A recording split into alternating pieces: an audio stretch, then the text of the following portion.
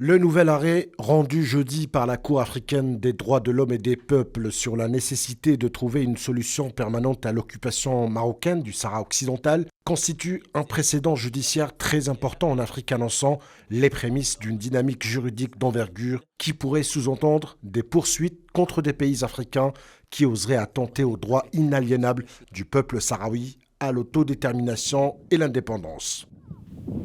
Par cet arrêt d'une importance capitale, la Cour africaine s'inscrit en phase avec la Cour internationale de justice et la Cour de justice de l'Union européenne, mais elle va plus loin en soulignant dans des termes exemplaires ce qu'a été le droit à l'autodétermination dans l'histoire des peuples africains pour mieux stigmatiser l'occupation militaire du Sahara occidental par le Maroc.